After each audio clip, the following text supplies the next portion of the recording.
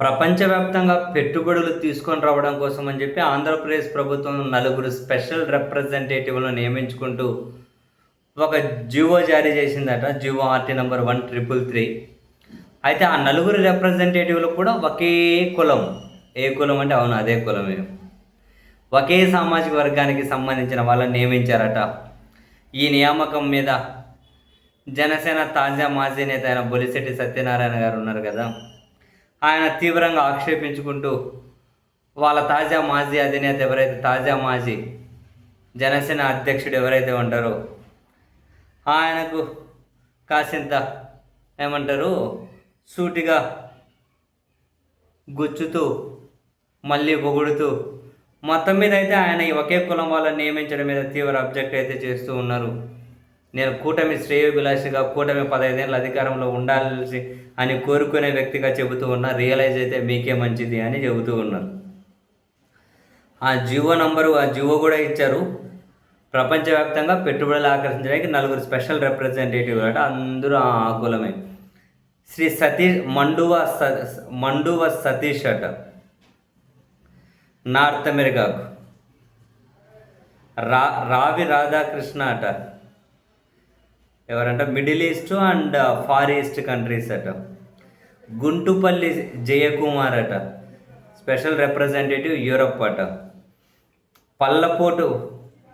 పల్లపోటు శ్రీనివాస్ అట rest of the world. North అమెరికాకు ఒకరు, middle east and far east కంట్రీస్కి ఒకరు, యూరోప్కి ఒకరు, మిగిలిన ప్రపంచానికి మరొకరు.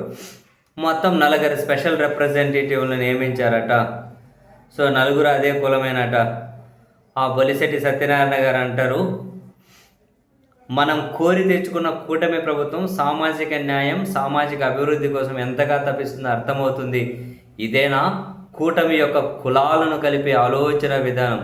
అంటే వాళ్ళ తాజా మాజీ జనసేన స్లోగన్ కదా, స్లోగన్ వరకే, అదే వాళ్ళు ఎక్కడ ఫాలో అవ్వరు. కానీ కులాలను కలిపే ఆలోచన విధానం ఇదేనా అంటూ ఉన్నారు.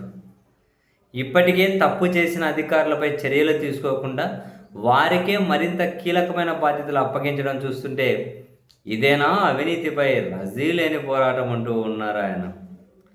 ఈజ్ ఆఫ్ డూయింగ్ బిజినెస్ పేరిట కనీస పర్యావరణ ప్రభావ అంచనా, సామాజిక ప్రభావ అంచనాలు కూడా లేకుండానే ప్రపంచాన్ని ఆందోళనకు గురి చేస్తున్న మెగా డేటా సెంటర్లకు గ్రీన్ సిగ్నల్ ఇవ్వడం ఇదేనా పర్యావరణాన్ని పరిరక్షించే అభివృద్ధి ప్రస్థానం?